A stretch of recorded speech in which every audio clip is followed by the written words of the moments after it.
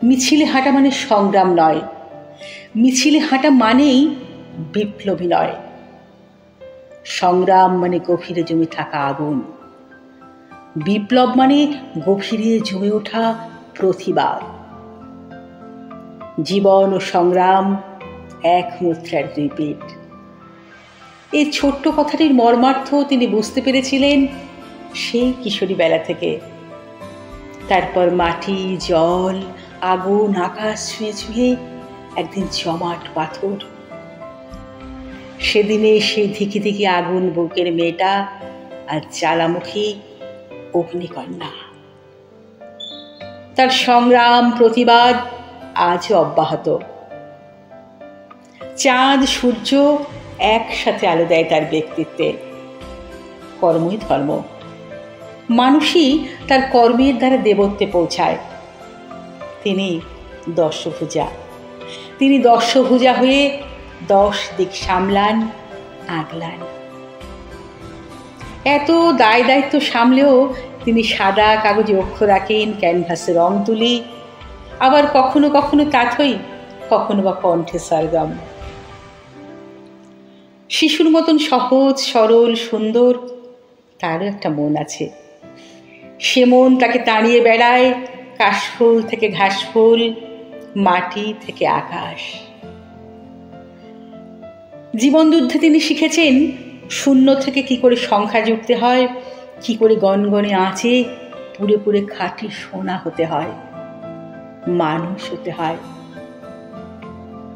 তিনি ফুলে ফলে ছায়ায় মায়ায় ভরা যেন একটা আলোর গাছ, একটা মা গাছ। মাই একমাত্র জানেন তার কোন ছেলেটা অসুস্থ, দুর্বল, কোন মেয়েটা পেটরোগা। মা সেভাবেই তাদের আগলে রাখেন। এমন মমতাময়ী, স্নেহময়ী মাকে কেউ কি দূরে সরিয়ে রাখতে পারে? তাই তো তিনি ঘরের মেয়ে, ঘরের মা। এ বয়সে তিনি স্বচ্ছন্দে মাইলের পর মাইল হেঁটে যান, যেন তার পথ চাওয়াতেই আনন্দ। পথ চলতে চলতে হোঁচট খেয়েছেন, কতবার রক্ত ঝরেছে, রক্ত ঝরে ঝরে পথ হয়েছে পিচ্ছিল। তবুও পথ ছাড়েননি, বরং পথকে ভালোবেসে তিনি গান ধরেছেন। পথে এবারে নামো সাথী, পথেই হবে পথ চেনা। তার বিরামহীন পথ চলার যেন একটাই ধ্যান, জ্ঞান, লক্ষ্য। সকলের ঘরে ঘরে আলো পৌঁছে দেয়া। তিনি খুব কাছ থেকে জীবনকে দেখেছেন, জেনেছেন। তিনি জেনেছেন গতিময়তায় জীবন, থেমে যাওয়া মৃত্যুর নামান্তর। তাই তো বর্ষা রঙা মেয়েটা, মাটি রঙা ছেলেটা, ধান রঙা মায়েরা, বটের ঝুড়ি রঙা বাবারা সবাই আজ গতিশীল। ওদের গভীরে আজ দৃঢ় প্রত্যয়, এগিয়ে চলার শপথ। পায়ে পায়ে পথ আজ মিছিল। সেই মিছিলের মুখে দাঁড়িয়ে মা গাইছেন মায়ের কথা।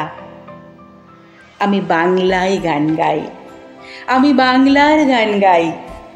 আমি আমার আমিকে চিরদিন এই বাংলায় খুঁজে পাই।